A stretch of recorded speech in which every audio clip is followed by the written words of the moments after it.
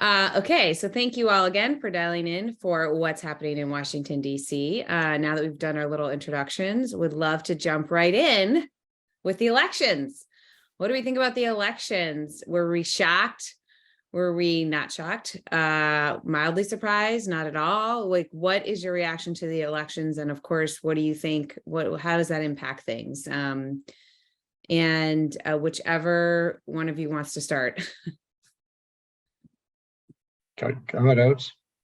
Okay, so it was surprising that the Democrats did better than expected, but it also wasn't that surprising. And I think the surprising thing to me was just how much the kind of punditocracy in the few weeks leading up to it were getting, I think, out over their own skis. If you looked at polling averages, it looked pretty close. Democrats and a lot of nonpartisan polls were doing pretty well. And then we got these flurry of polls from either new outlets or outlets that weren't accurate in the past. So we had, in the weeks leading up to it, I think the sense of where it was going was getting off.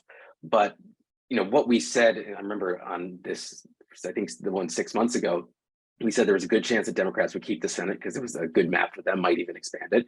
We thought it was very likely the Republicans would keep the House. The question would be how big of a wave it would be. And I remember, I said inflation is going to hurt Democrats, and then the Dobbs ruling is going to help them. And I think that's what played out. So it's one of those things where it was a lot of sound and fury. There was expectations busted, met in various places, but the structural trends, the overall trend is actually what was kind of forecasted 6 months ago. To me, the big things that stood out were New York, in part because I'm in New York. And that was really the only place where the red wave hit. And then also Florida. There was kind of a mini red wave. I'm happy to talk about that later. I think an incumbent governor winning handily is not that surprising. It happens a lot. But New York, there was clearly a red wave. And I think that might tell you something about 2024, what's happening, or it could be kind of a unique thing. New York was badly hit by the pandemic. The economy is still based, a lot around office workers commuting into Manhattan. And we have a mayor in New York City who basically spent 2 years alternating between this city is a dystopian, crime-ridden hellscape. Also, why aren't people coming back into work? So I think it was a unique circumstance. So on the one hand, nationally, big structural trends. You can see then at the state level some changes. Democrats did especially well in Michigan and Colorado. Republicans did especially well in New York and Florida. Which, in the one hand, so just to sum it up, kind of a different midterm than most, because most of the time the president's party loses a lot. Also not too surprising based on where the polling was and based on where we thought it might be months ago. Yeah, it's actually a great summary. I think it's I think that the elections told me a couple things, and that is that it's very, very difficult to poll, especially on the Republican side if Trump is on the ballot, but it's easier to poll if he's not. So I think we had 2 cycles where the polls were just so inaccurate on the Republican side. It was just hard to gauge. I think that's what kind of led many kind of pundits and speculators to be able to kind of question that, like, where's the momentum, that kind of stuff. And it turns out, I think that with Trump not being on the ballot, I think people are more apt to answer surveys more honestly. So yeah, it's good. I also think that candidly, it maybe turns out some silver lining in all this, but we may have actually found a way to keep the country pretty competitive in the way that we redistricted the new district lines. And so it shows that the House is pretty stable. The districts that have been drawn are, there are some competitive districts, in fact, quite a few of them, but the variance is very small within those districts. And so I think it's probably a good thing for our democracy. And then, of course, Florida and New York are great on the Republican side. And then there were, like Arizona and others that were quite significant on the Democratic side, that perhaps Georgia. So, well, Georgia was a mixed bag, I guess, for both parties. But yeah, so I think there's, again, it's it's a little bit good because as a person who's been involved in this for so long, it's kind of like we're reverting back to kind of what the norm is. Being able to better trust the polls. and trying to find a way to, you know, on both sides, be more mindful of who we choose as candidates to run. Yeah. What about leadership? Do you guys think that McCarthy will be elected speaker, and maybe explain some of the dynamics around that? And again, whichever one of you wants to go first. Chris, you worked on the Hill. You know these folks better than I do. So I think that that Leader McCarthy is, yeah, I think he will. I mean, just the reality is, like, it could be very bumpy, and I'm sure there'll be a lot of you know, palace drama all in all this process. As you many people know, Leader McCarthy about a month ago, or a couple weeks ago, was elected leader of the Republicans in the House. But there's a separate vote that has to occur in the Senate, the House floor, that requires him to get 218 votes to put him in the speakership. If it's not him, someone else is going to get 218, and it's very difficult to envision that there's someone other than Leader McCarthy who could get that magic number. And so, again, I think it's you know, it's folks on my side, the factions on my side tend to be get a little more cranky and a little more dug in than the factions on the other side. But you know, so I think there's, you know, it looks like right now there's 4 folks that will not vote for, at least have said they won't vote for Leader McCarthy on the floor. There's a long time between now and then, and I think that there's, again, there'll be a lot of palace intrigue. I'm sure we'll hear a lot about this on TV, but at the end of the day, when the dust settles, I think that Kevin McCarthy will be the next speaker of the House. Okay. Yeah, I think I mean, the cliche is that you can't beat something with nothing. And we saw this on the Democratic side the last couple of cycles, where there were folks who wanted a change in, you know, generational change from Speaker Pelosi, but they didn't have a candidate that they were backing. And so it's fine to say, you know, we don't like this, but basically the options that they have are, you don't vote for Kevin McCarthy, and you don't vote for anyone who can get all Republicans to support them. And if you don't do that, well, then there is no Speaker of the House, which I don't know how that works. Or, I mean, to be honest, if I were a moderate Democrat, I would be calling up some freshman Republicans from swing or Biden districts and say, do you want to caucus with us? You know, I'll make you deputy speaker. I'll run everything by you, and we'll get Democratic votes and, you know, a few Republicans. I don't think that's going to happen. That's one of those things that appears in a TV show. It does happen at the state level occasionally. I should mention, New York had a thing called the Independent Democratic Conference that caucused with Republicans. In Alaska, they're having a grand coalition style. Highly unlikely to happen at the House. So basically, those are the options: a Democratic speaker with Republican support, Kevin McCarthy, or I don't even know what does happen if no one gets 218 votes, because they basically just keep having ballots until someone's elected speaker. And I don't know, like, what the Constitution or the rules of the House says. If no one ever gets 218, do they just not have a speaker? It's one of those things that's not going to happen. They have to have a speaker, but it's really interesting because McCarthy received 188 votes with 31 not supporting him, just within the Republican caucus when they did this vote. So yes, he's got the majority, but when it comes to, you know, everyone coming together, there are some sneaky Democrats starting to work with some Republicans to see, hey, is there something that we could do to sort of mess with this so that McCarthy is not the speaker? And then you've got some sort of folks within the party that aren't happy with leadership and are just they definitely don't want to work with Democrats, but they also think that, you know, there's been too much compromise and giving by the current leaders. So I think in the end, I agree with Chris Campbell that it will be McCarthy, but it'll just be a little bit messy getting there. They'll just, you know, people will try to prove points, which happens in both parties. So it's not that surprising. The other thing that I thought was really interesting, sort of along the lines of leadership, is that the Republican caucus just voted to keep earmarks, which is so interesting to me, is that's a lot of what we do at G2G. And so, you know, we had worked with Speaker Boehner when he had said, okay, enough of this. And he had really led the effort for the 11-year moratorium on them. Democrats take control of Congress and they wait a bit, and then they start bringing back earmarks in a very transparent, public way, limited way. Like each member can only submit 10 on the House side. Senate's a little bit looser, but still there's like a lot more restrictions. Everything's published, all that. And so now a lot of people are wondering, with Republicans taking control of the House, are they now going to take away earmarks? But they just said that they would not. So they're going to stay. which is really, really interesting and a bit surprising. And then the other thing on sort of the leadership front is now the Democrats, right? No longer Pelosi, Hoyer, Clyburn. So what do we think about Hakeem Jeffries, Catherine Clark, Pete Aguilar? Like, what do we have any thoughts on what they'll be like as leaders? Although they will be in the minority by 5 or so seats, but do we have thoughts on that side of the table? Well, I'll go first because I've been represented by Catherine Clark. I lived in her district for a bit.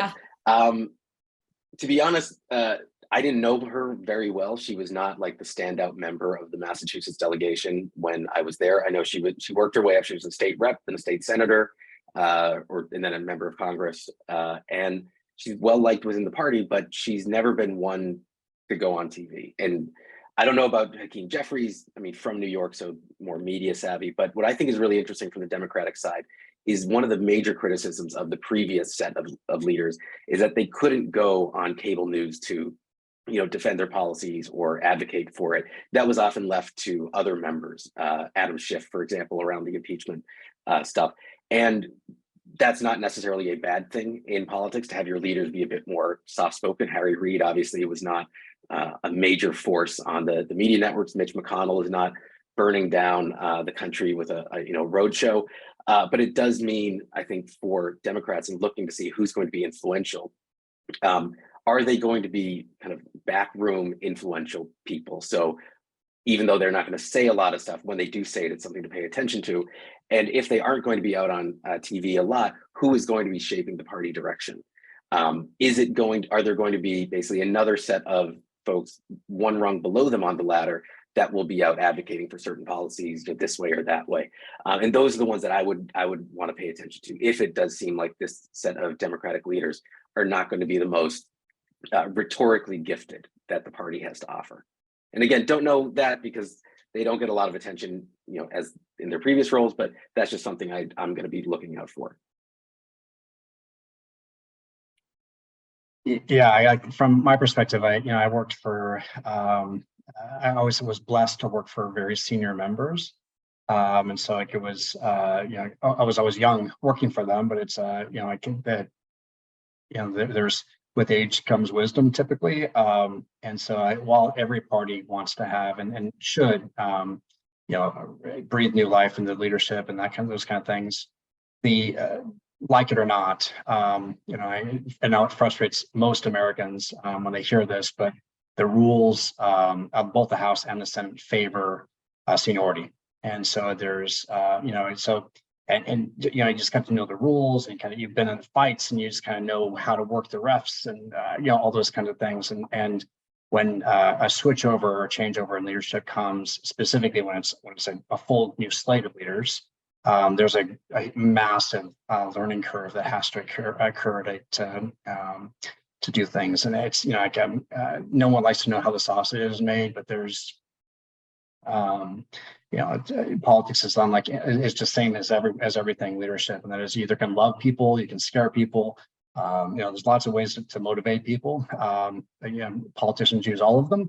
But it's, it gets very difficult for a leader in the House or the Senate to keep their members in line. The more senior leadership, as my experience, are very good at knowing pressure points and being able to use every leverage point they have to maintain, discipline within their conference. So I think you're going to see, 2 to 4 years of Republicans in the House kind of finding their way and finding their footing on how they can, exert their influence. I think it's going to be interesting. So on the Democratic side, interesting thing I think is going to be watching me at least is new leaders have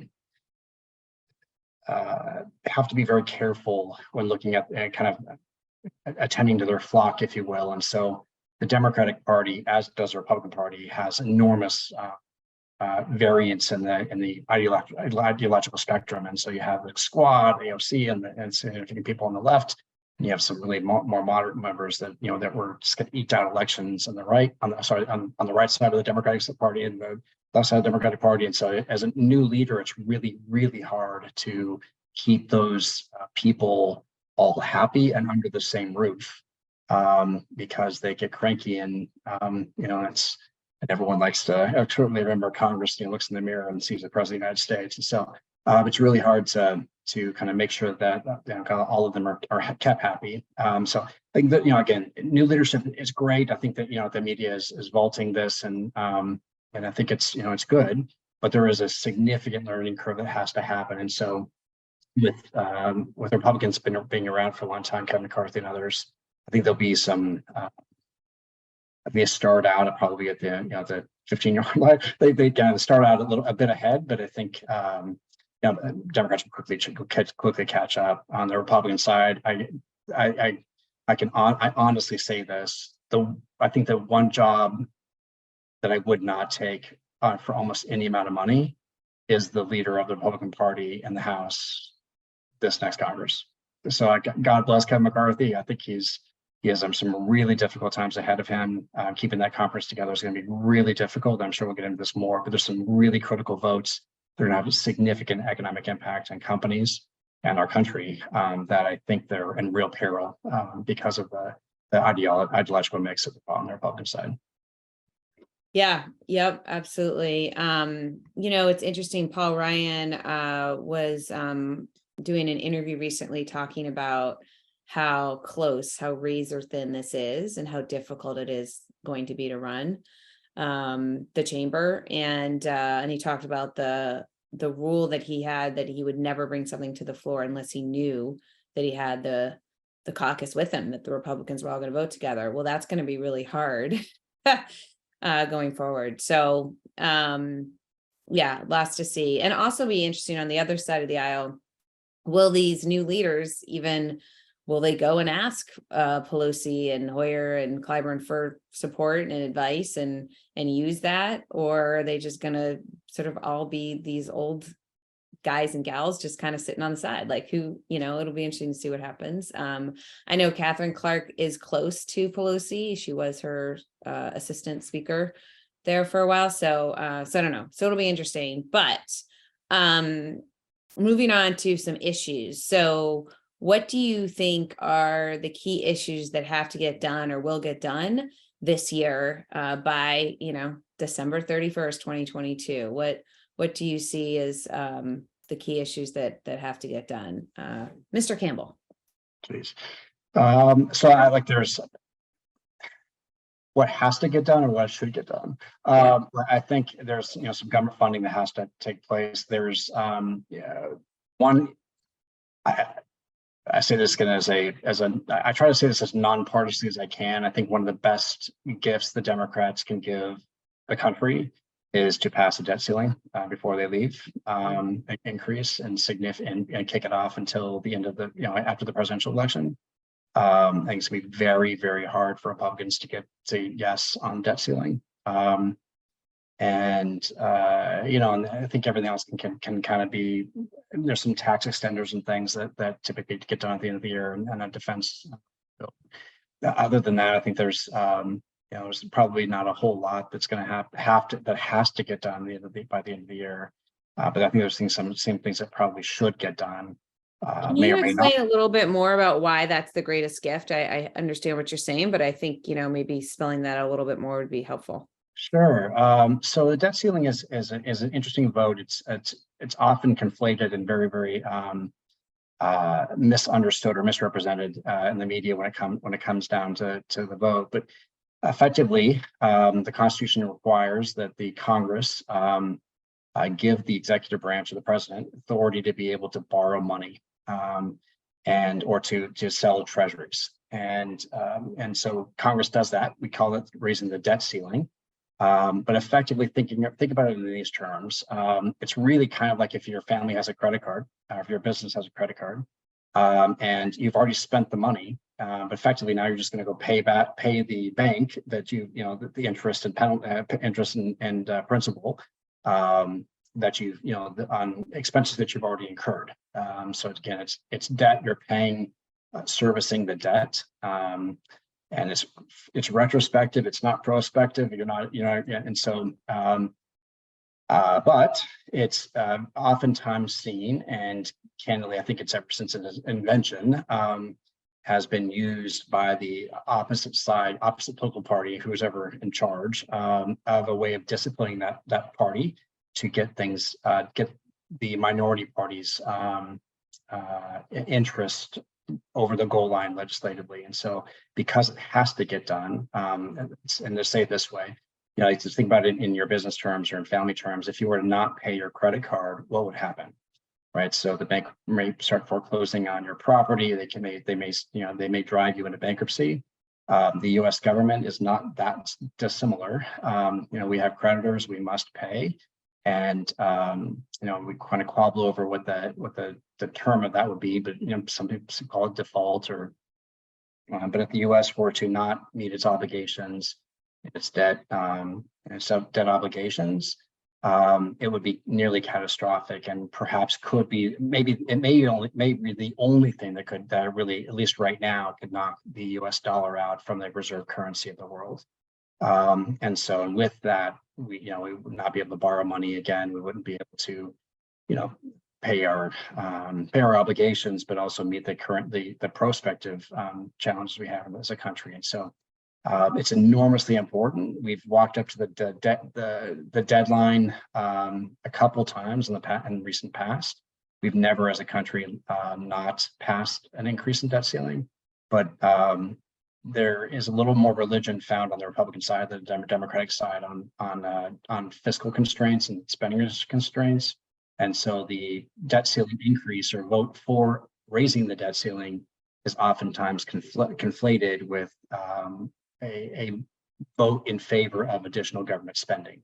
And that's a very unpopular vote in the Republican Party. And so it's going to be very difficult with the race with the majority that I think Speaker McCarthy will have, is to get enough Republicans to vote yes on that. I think there's probably 15 that will never get to yes. So with a majority of 5, you can do the math. That means it doesn't get done without Democratic support. Yeah, and I'll add on to what Chris says, which is that the debt ceiling is insane. Like, it is the worst way to design a government in how we spend.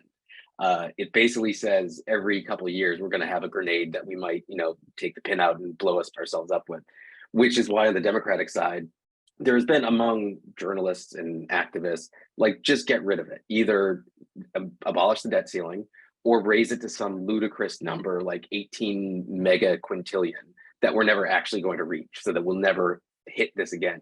And one thing that I think is really interesting about what we're going to do in the next month is that there doesn't seem to be, and maybe this is just because I'm not, I study Washington, but I'm not in Washington right now. There seems to be this kind of idea in DC, like, you just can't do that. Like, eliminating the debt ceiling, oh yeah, it makes sense, it's very rational, but we can never actually do that. And so that's something that I think will be interesting, because it does mean that even if we get through it right now and they push it up to 2024, at the moment, it's like every couple of years. And I remember it was 2013, there was a big standoff around the debt ceiling as well. And then later on, it's like every couple of years, the US economy might blow up. And not only that, but it consumes a huge amount of political time and attention. So that's something I would be looking for. It wouldn't obviously change like the scope of the US economy, but I think it might just, in the future, when you're like thinking about what's going to happen in politics, you no longer have to remember, oh, when's the debt ceiling coming up? Well, like, for a couple of weeks' time, nothing else is going to be happening in DC. But I do want to stress, it is a ridiculous way to pay for the debt that we incur. Just my opinion. Yeah, I think we all agree on that. So with the year-end omnibus, the other thing that I'm hearing is where they put together all the appropriations bills into this huge package, that the Democrats in the House are very aware they won't have control anymore. So they're trying to shove a bunch of other measures or policy riders into that. A lot of health care bills, Cures 2.0, ARPA H authorization, mental health, maternal health, like a ton of different issues. So it'll be interesting to see if they can convince Republicans to go along with that. I do think that both sides are able to add things in. because everyone wants to get it done. Because if they don't get this done, then it's a continuing resolution, which just level funds and doesn't allow for any new programs or spending. And that's always been a huge problem with the Pentagon. The other thing is earmarks. Now that they have earmarks in these bills, that's the grease that gets things to move. None of those would become law if they do a continuing resolution. So there is some real incentives to get the omnibus done. But how much extra stuff gets added in will be interesting to see. So the other thing is the National Defense Authorization Act that also I expect to get done. That gets done every year, and that's usually pretty bipartisan. So I think they'll get that one done. And then not much else. I know the president is pushing on some railroad intervention to prevent that shutdown. But I think a lot of folks are just already very excited, anxious about next year and moving on to next year. So what do we think will happen next year? We're going to have a Republican House, Democratic Senate, and then a Democrat in the White House. So, but very, very tight, like the closest of margins. So what does that mean as far as getting things done? What are some things that you see will happen next year? And what would you like to see happen? How about you, Mr. Oates? We'll start with you. Sure. Well, so the Republicans in the House have said investigations are going to be something that they're going to look into, but I'll just set that to one side because I don't think it would affect the economy that much. In terms of legislation that would have an economic impact or governmental impact, I don't think it's going to be that much. Obviously, they'll have to fund the government, so there's going to be some sort of package that will have to come together in a bipartisan way, which means, I think the least controversial things will get in. And if I had to guess, I would say, national defense spending or anything that could be construed as kind of a national industrial policy. I think the CHIPS Act, for example, we might see something like that, or when it comes to biotech. I know that was floated recently to ensure that we have a strong biotech. So ARPA-H, if it's not passed now, I wouldn't be surprised if that came up. The location of ARPA-H might change. It might go to a Republican area if it's not passed in December. And then other things around energy policy. I wouldn't be surprised if the permitting reform that Joe Manchin agreed to as part of the Inflation Reduction Act is kind of the side deal. If that doesn't go through this Congress, it will go through next Congress. Now, there are some Republicans who don't want that because they see it was part of the Inflation Reduction Act and they don't want to be seen as passing it.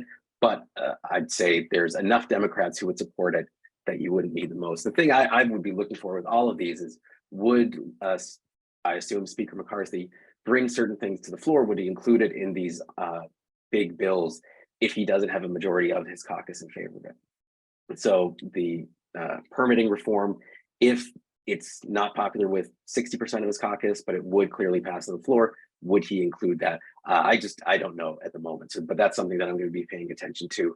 Are we getting above 50% of Republican members for a lot of these things? Yeah, I largely agree with Chris. I expect that actually Speaker McCarthy would not bring something to the floor without majority of the conference. And so I think it likely will limit what is possible to come to the floor.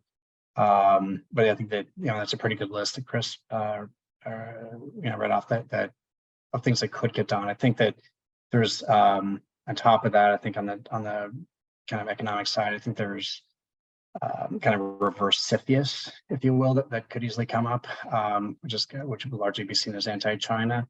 So, but for those of you tuning in, there's a process right now the Treasury Department administration runs that said that if a foreign government were to come in, or foreign individual or whatever foreign entity were to come in and buy a U.S. property, U.S. business, whatever, the executive branch can trigger a review of that and actually can stop it from happening or put constraints around that purchase.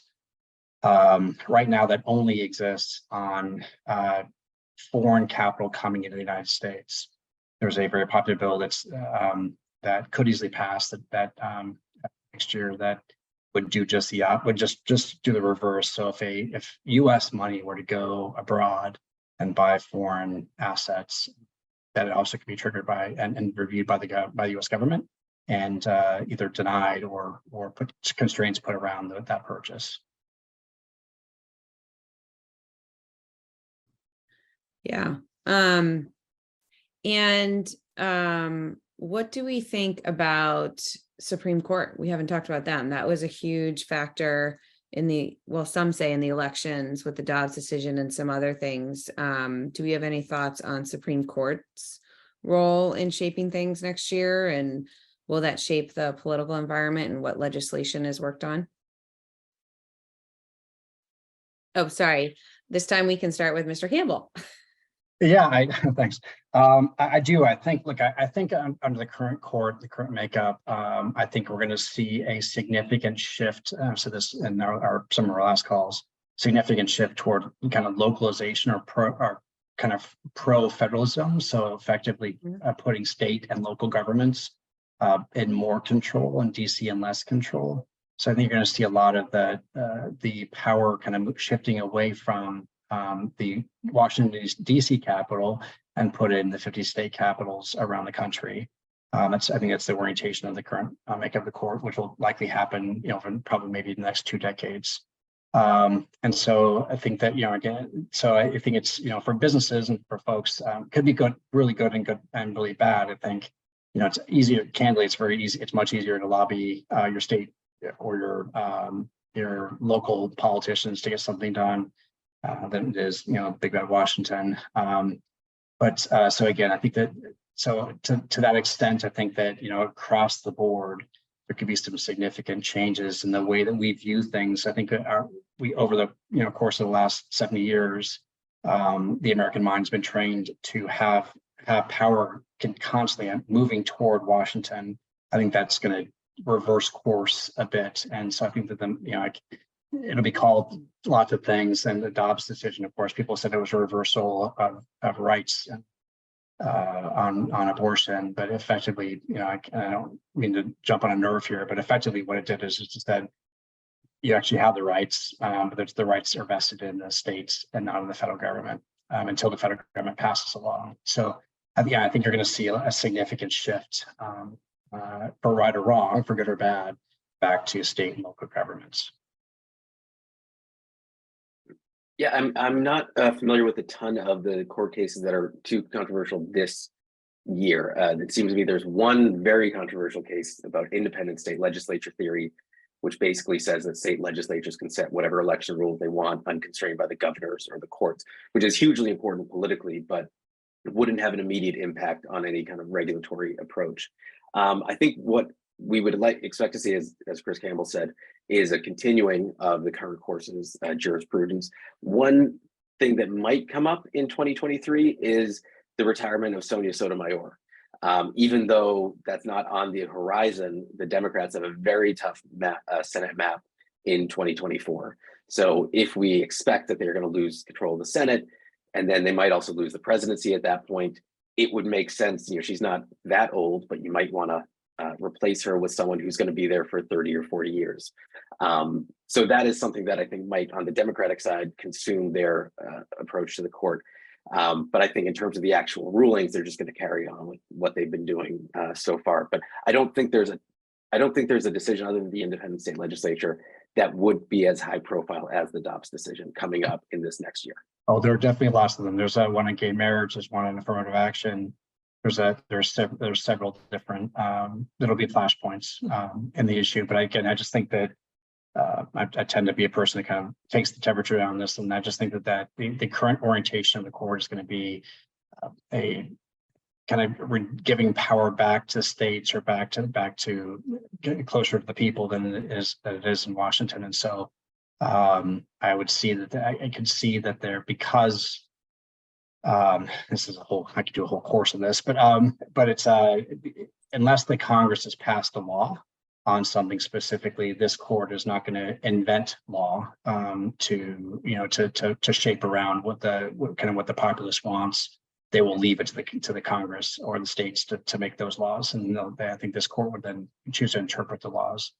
And so I think as there was not a federal law on abortion, there is not a federal law currently on gay marriage, or there's not a federal law on affirmative action. I think that's, I think you probably could see, I think for betting, perhaps reversals in all three of those areas. That's interesting. We did actually get a question about affirmative action and politics after the likely decision on it.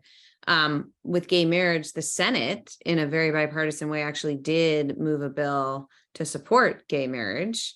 Right. I don't think the House has acted on it yet, but I would expect that. So I think they're trying to do at least that one.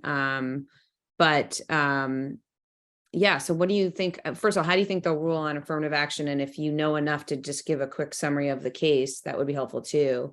Do you have that? Yeah, I can't speak to the merits of the actual arguments in the case, but it's effectively it's a revisiting of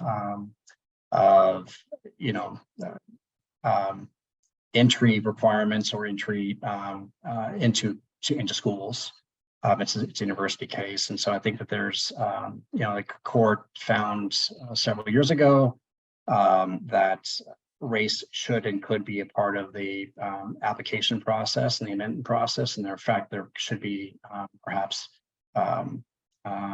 more weight given to individuals that are in protected racial classes, and the I think probably you could speculate, given Dobbs and the orientation of the current court, that they may see that differently, and the absence of federal law on this or federal statute on this, I think, would likely lead to a reversal, perhaps, of that. I think it'll be a significant flashpoint. I think it's race is a horribly complicated and very, very divisive issue in our country, and something that I can hope to God in our lifetimes we're able to move past. But there's this will, I think it'll cause a significant flashpoint politically and maybe even socioeconomically in our country, throughout our country, if that case were to be reversed. Yeah. So just to follow up on that, something that's going to be interesting, I think, is whether state elected officials start to build on this one way or the other. So there's been some talk that if affirmative action is going to be banned, then states should also ban legacies or your parents donating money or athletics from being considered part of the admissions, because there's plenty of statistics about how many people attend Harvard on this scholarship or that scholarship, or they're on like the special list because their parents donated something. The Varsity Blues scandal was the most extreme version of this. So that just means that affirmative action, if it's struck down, the idea of admission into college won't necessarily leave the political space. So, I mean, and the political consequences, could go any number of ways, whichever party adopts that. If it seems to be effective, maybe people don't want that. Maybe they want, maybe the folks that give a lot of money to political campaigns want their kids to be able to go to those schools with a leg up. So I don't know what's going to happen, but I don't think this just goes away. The other thing that is happening with universities and admissions is just that we have a lot fewer 18-year-olds coming up in the next few years than we have had previously, because the birth rates started falling in the mid-2000s, but then definitely after 2007. So there's a number of colleges who are actually looking at shutting down or downsizing because we just don't have the student population coming up in the next decade, which again could change things, because then if maybe not for the elite universities, but for a lot of universities, maybe their admission standards drop anyway, and because they just need students to pay tuition bills. Okay. Interesting. Although I would argue dropping admission standards doesn't necessarily relate to diversity of a class. There's lots of very high SAT scores, et cetera, that come from a lot of diverse people. But in any case, sorry, just to clarify, I just meant the issue is not going to be diversity of the class. The issue will be just filling up enough student bodies, filling the seat as the major debate among universities. Sorry, yeah, I didn't want that to be the takeaway. Yeah, I figured.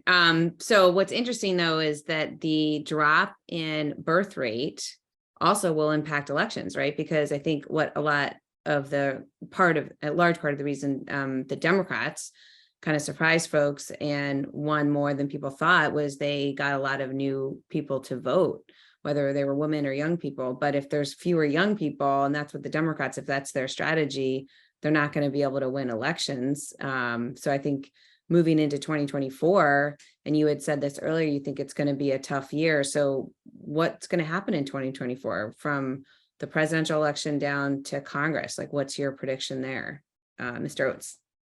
So it's far out, but I think the Democrats will lose the Senate. If I had to put money on it, I think they're likely to take back the House just because they're the districts that they lost. I think there's a decent chance that they pick up at least some of them. But it is very early. The president, I think it does come down to the candidates running. It's going to be close, whichever way it is, but it does come down to the candidates. So does President Biden choose to run again? All indications are that he will, but then again, you never know. He, of course, would give the indications that he will. And then what's going to happen on the Republican side? That's going to be a highly contested primary. I saw Marco Rubio today said there was reports that he was going to announce a presidential campaign. We already have the governor of Arkansas announcing a campaign. Clearly, it seems that at the very least, the Murdoch press empire is all in for Ron DeSantis, but Donald Trump was the former president. You can't get away from someone with that much name recognition. So I don't know what's going to happen in terms of who wins the election, but I think a lot will come down to which candidates emerge from the primary and also just which candidates run for the nomination. Okay. Who do we think is going to get the Republican nomination? Do you guys have bets on that?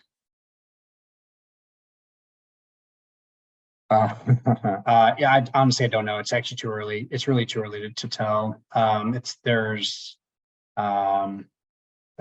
it's going to be a wide open field on the Republican side, and I think it's going to be, I think it's an uphill battle for the former president to get the nomination. I think, so I think it's likely going to, who knows, but I think it'd likely be someone other than him, and so I think that it gets. You'd have to look at certainly the governor of the state that I now reside, Governor DeSantis, or others that. That would be very competitive. I'm sure we all have our favorites, but I think it's it's going to be a wide open field on the Republican side as there's more of an acknowledgement that it's kind of a jump ball on the Republican side. Again, I totally agree with Chris Oates that it really doesn't even know. There's no real conversation until President Biden decides what he's going to do, and if he doesn't go, I candidly, I think that it's probably sound partisan, and I don't mean to sound partisan in this, but it's I think it's the bench for the Democrats is actually still kind of weak, which is interesting. But I think typically in a weak bench environment, the tie goes to the governors, and so I would likely see if it's not President Biden, I think there'll likely be a Democratic governor that would become the nominee. Okay, interesting. And we have another question here that kind of goes back to earlier. Will they have for-profit earmarks or only continue with nonprofit? So I think they'll only do nonprofit, but I don't know if you guys have an opinion on that. So there is a law that was passed, the ethics reform law that requires members of Congress to disclose any kind of pecuniary interest in any company, and it also outlaws a member of Congress from doing anything that would help one company over another, endorsing or whatever it is. And so it would run afoul of that law, which was actually the only law that President Obama passed while he was a senator, the Ethics Reform Act. Like earmark that would be for a specific company carried by a specific member would run afoul of that law. Okay, so that's done then. That's never going to happen. I didn't realize that there was a law on that that would block earmarks, because they used to, before that law, they used to have earmarks for companies as well as nonprofits. So any other questions? You're all welcome to post in Q&A or the chat box. You've got a few more minutes here. What didn't we cover that you guys are thinking, oh yeah, let's make sure we cover this last topic? Is there anything that's interesting that you just wanted to share with the group? How beautiful the Capitol looks. I do miss it. That's true. No, I think it's, I think, again, for people who are on this call, I think presumably more business folks, like in this environment where you don't see we don't expect to see a lot of legislating happening. It's, I think you keep in mind that the Democrats still control the US Senate. So therefore they'll be able to put their people in place. And typically when when you can't pass laws, people become policy. And so typically in a 4-year presidential cycle, people serve for 2 years, then they leave, and then there's a new crop comes in for the last 2 years of the first term. And so you're going to see a changeover in regulators, a changeover in there'll be more judges and those kind of things. And so as Congress is unable to pass laws to the front door, a lot of legislating can be done by the regulators, and the regulators, and their orientation on whatever it is, labor or whatever they do, financial regulations, means a lot. And so I think you'll start seeing some significant moves on cryptocurrencies and kind of Web3 issues, certainly with the blow up of FTX. And other things that are very important to many companies and certainly companies on the frontier, and healthcare and others. And they start seeing it, and then ESG will become a really big flashpoint in the next two years, where Republicans in the House are going to subpoena companies that do ESG and more or environmentally geared, and to try to stop that, and also stop the regulations that are under being contemplated or being put in place by the Biden administration on ESG issues. And so there's a lot of flashpoints that will happen with oversight from the House representatives that'll really be highly contentious. And under subpoena, there'll be a grand fireworks, and the media will love to cover it. But I would expect to see a real significant ramp up from the regulators in certain areas specifically over the next 2 years, because Congress will be effectively incapable of doing what they should be doing, which is passing laws, regulating or putting guardrails in some of these important industries. Yeah, Mr. Oates, do you have thoughts on it? No, I agree completely with what he said. I think you're right. Regulations is what to look at in Washington. The thing that I'll be paying attention to over the next few years is what's going on in Nevada, because they just passed ranked choice voting in this past midterm, which means that it's a different way of electing. You rank your candidates, and then the winning candidate has to get at least 50% of the votes. This happened in Alaska. They passed in 2020, which is why the Democrat was able to win against Sarah Palin and another Republican and a Libertarian. And what's happening in Alaska is not just that a Democrat won the House seat, but their state Senate is now being governed in a coalition between Democrats and moderate Republicans. The former Senate Majority Chair, who's kind of more of a far right person, and two others basically got iced out of this coalition. And that's something that I think is going to be interesting to see what happens in Nevada. Does the governor, knowing that he'll need to get 50% of the vote in 4 years, start governing in more of a centrist way? Does the state legislature start governing differently because they are going to be elected, not just you win your primary and then you sail through in the general? You actually have to now compete in the general. Now, so I don't know what's going to happen there, but I think that's going to be really interesting to see, because if it does make a more predictable governance style, you might see other states start to pick that up.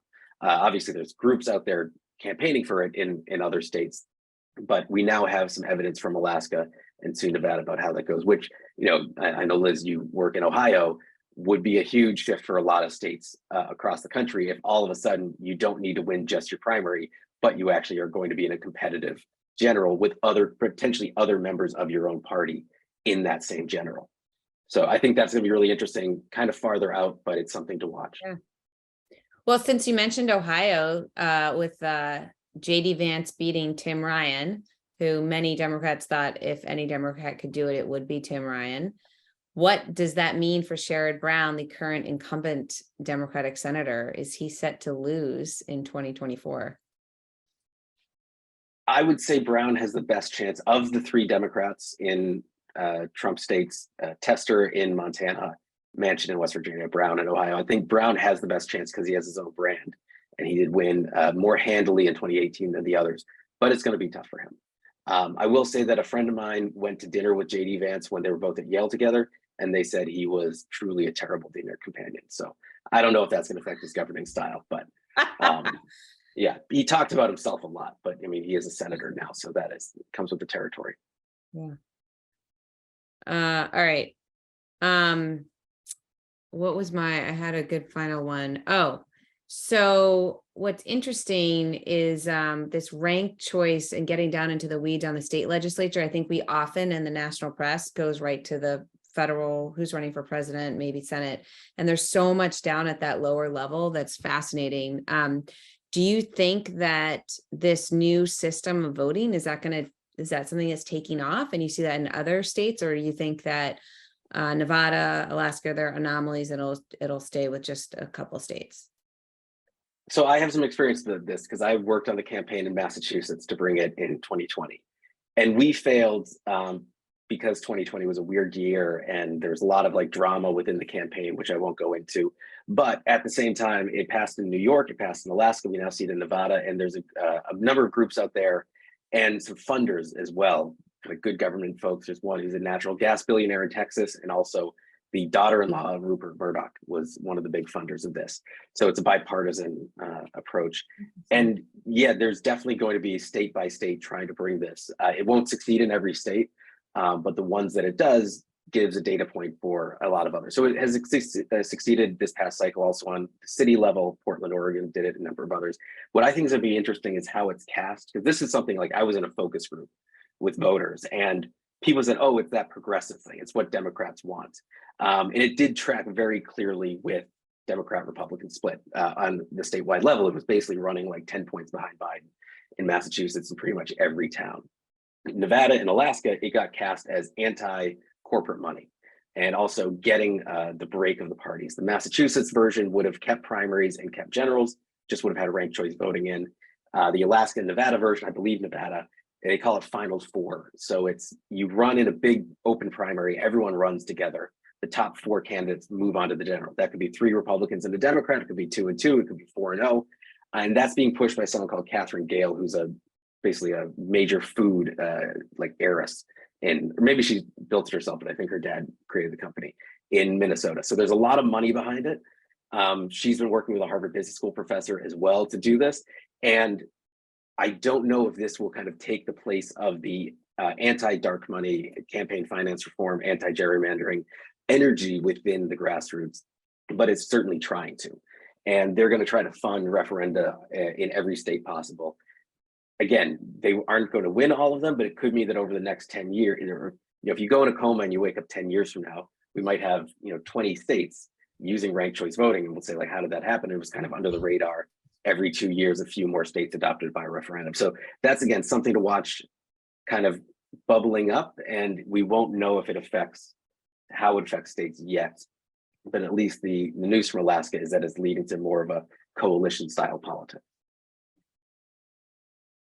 Well, Mr. Campbell, isn't there a movement within the Republican Party for this more moderates get to determine more within the party? What are your thoughts on that? Yeah, look, as you know very well, I'm very proud to have been my last role in the government to be unanimously confirmed. I think that there needs to be more space for moderates and for people who are kind of more oriented to getting things done.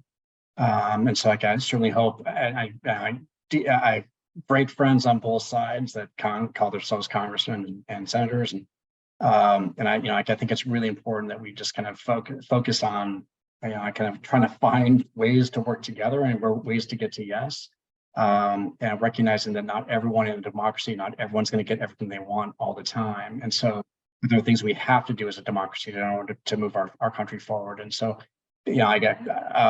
I oftentimes have conversations with folks in DC, and they, I urge the same thing as I'll say here, which is, we need to find a way to get to return to some normalcy. I could think, for a great variety of reasons, the people on the fringes on both sides have been significantly benefited, both from money and from other things, and we just really got to try to find a way to kind of change that dynamic because everyone rolls their eyes when I say this, but we as the United States are now making history every day we wake up because we're the longest democracy that's ever existed in the history of the world, and every other democracy has failed, every one of them. And you're not informed if you think that our democracy can't fail.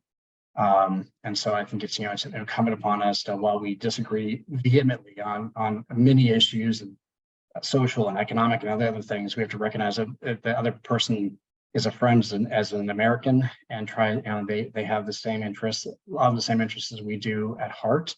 They may see it differently, but I think that we got to try to find a way to lower the temperature a bit on a lot of these issues, and try to find ways of coming together. If not, our democracy can go like all of the other ones have, and I will fight every day to make sure that doesn't.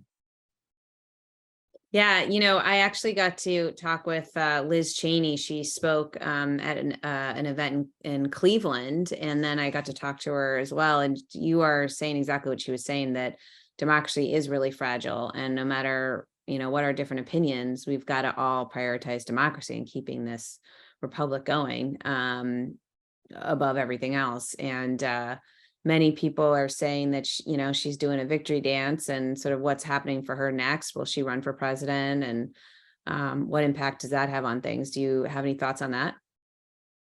Look, I was very proud to work with her father as vice president. I think that it's a very very important and extremely historied family in the United States. I will leave it up to her as to what she does. I think that again, I think that the Republican field is going to be quite wide and deep this coming election, which I strongly favor. I really think that we should have a significant conversation on where the future of the party goes, and what ideology we want to embrace, and let the debate, a civil debate, continue and take place.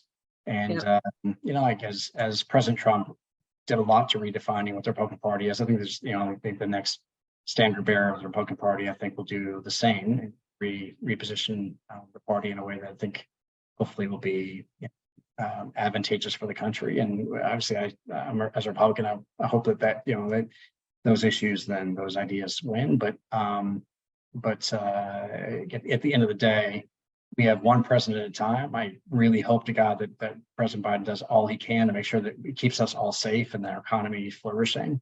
But I'll leave it with those good terms. All right. Well, I think that's a wrap. Thank you guys for joining us again for our quarterly series. We look forward to seeing you next year in 2023. Our plan is to reconvene on February 15th, and we will send you information on that. Enjoy the holidays, and thank you guys again. Take care. Thanks.